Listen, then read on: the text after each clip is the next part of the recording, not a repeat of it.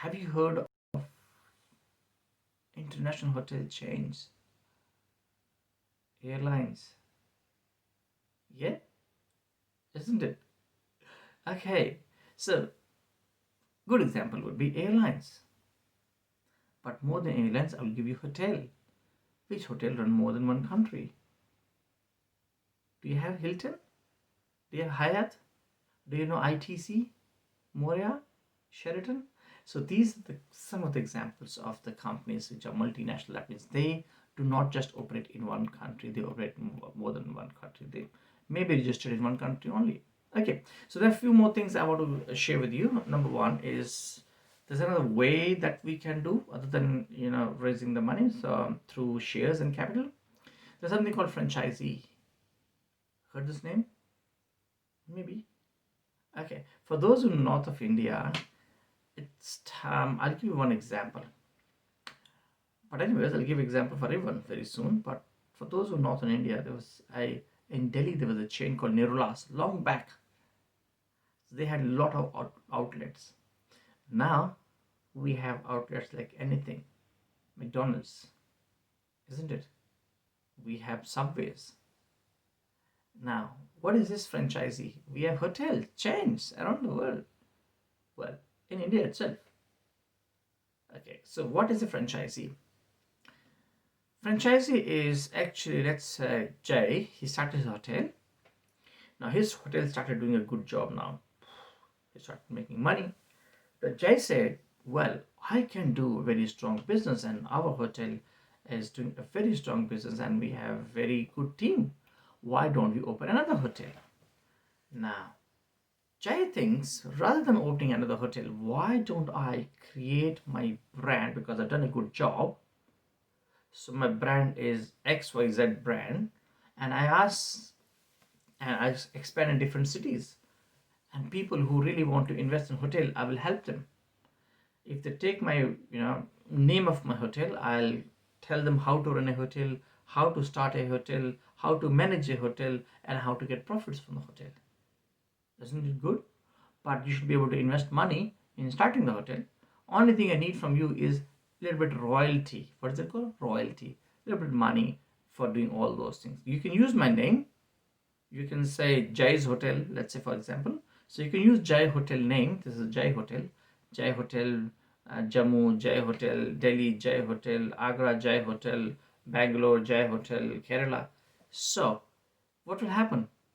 Jai will have his hotels different parts of India and maybe abroad. So Jai will help them in starting the hotel. So that's where there'll be a contract.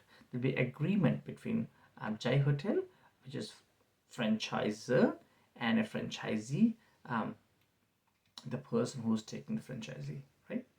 Now, obviously, as I was saying, that the franchisee has to pay franchisor. That means, let's say Jai Hotel Jammu is a franchisee, has to pay money to Jai, which is Jai Hotels Delhi, to for sharing the name, for giving all the information, processes, systems in place, and obviously that's where we have international hotels brands coming to India, as I was giving you, Hyatt, Hilton, or even ITC, Moria, Sheraton.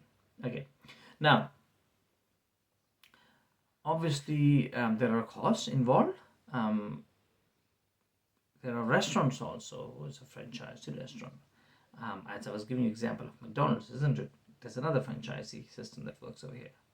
But do you think there's any other way any other forms of organization that could we have in India or anywhere? So let's look at there are some other forms also in the tourism which is active, and let's look at it. Now, I will share a name. I think you might be very much familiar. Now, I'm sure you would know that in tourism, um, there are many A's of tourism, and when you say A's of tourism, we call it amalgam of A's, amalgam of tourism. So, what are the tourism amalgams? Is aid attraction, accessibility, accommodation, ancillary services. Um, so, what are the A's? So, if you have to go to a particular destination, which is attraction, there are many things required for the attraction to be successful. Let's take example, going back to my same example of Jammu. I know by now you'll see, where is the Jammu in India? Well, Jammu is the north part of India and it's part of India. I'm sure you know about it. So if I have a destination in Jammu, well, if there is a destination in Jammu, let's say I'll take example of Mansar Lake.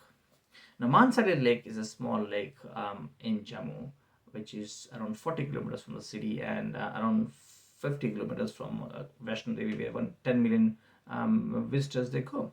Now, that destination, which is a lake, is not owned by anyone. It's owned by the state, by the government, right?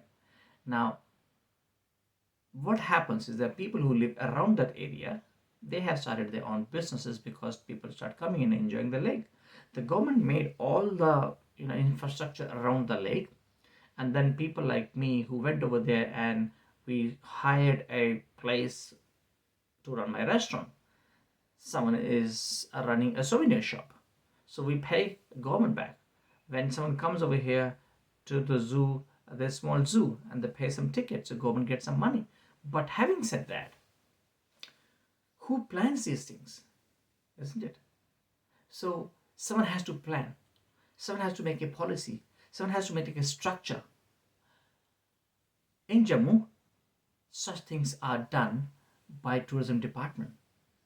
Yeah, so it's called Jammu Tourism, Jammu and Kashmir Tourism, my bad, sorry. So that's a department of Jammu and Kashmir Tourism Department of Jammu and Kashmir.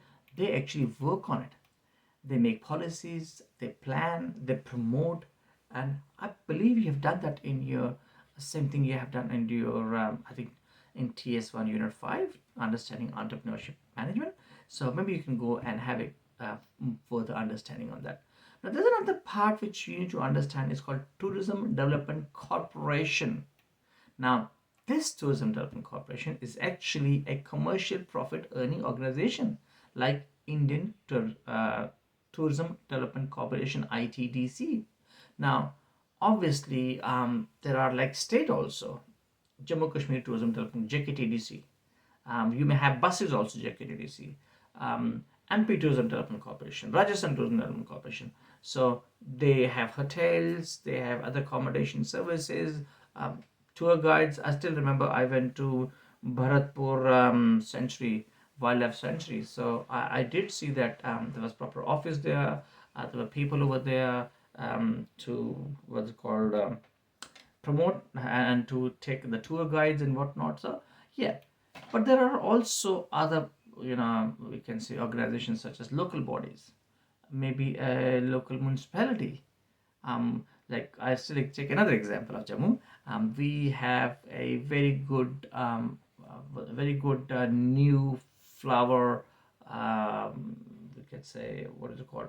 It's a flower, huge flower bed, which is run by government department of which it's run by municipality and some department. I actually don't know, but that has again linked to tourism. So that's another one destination for tourism. Then there is there's a border. Sorry, there's a Garana Wildlife Sanctuary which is there at Araspura. So what is it happening? So local bodies they take into look at the attractions and try to build on those attractions and help local communities to work on that, and they again make profits. Now, last but not the least, we will be talking about cooperative societies. Again, they work on some members of the group of people who really work for development of their trade or development of their skills. Let's say if there's craftsmen, if they're musicians, if they're restaurants, hoteliers, so they work and they again they market the products to tourists, and they are cooperative. They run maybe some cooperatives also run accommodation services also. So there are different ways that that we have different businesses or other forms of organizations that are involved in terms of doing a business. So let's go back and see what did we do in this unit and what did we learn from this unit, to understand and recap, maybe in a, you can say in a short while. Okay, so we started with the company and we understood the joint stock company. We understood the example of J. We look at the different shares and how it works, and we understood about stock exchange as the platform, and we gave example of various shareholders in terms of organizations such as Air India or Lufthansa, and we do talk about ITDC, and then look at various features in terms of how shareholders work, and how a company works, and how a what's it called, a sole trader works, and how company is different than the company has identity, and which is different than a person, maybe director changes goals, whatnot. We talked about private limited company. I gave you my own example of my own company, and then a public limited company, which is a bigger organization, and they work on stock exchange, and they exchange shares and whatnot. And then we looked at disadvantages in terms of inflexibility and in terms of decision making by managers. And then we also spoke about multinational companies like Hilton, Hyatt, which operate in various parts of the world. We did talk about franchisee, and we example like McDonald's. Yes, I give example Norolas also, and also the hotel chains. And then we had different forms of organizations that really work in terms of tourism, hospitality, and especially in terms of businesses. Now, I believe with this all this information that you have gained so far, it'd be very interesting to see that you develop now, start researching and see what can you do further from here after understanding these things. With these words, I will thank you for attending this session, and have a good luck. Thank you. Take care. Bye.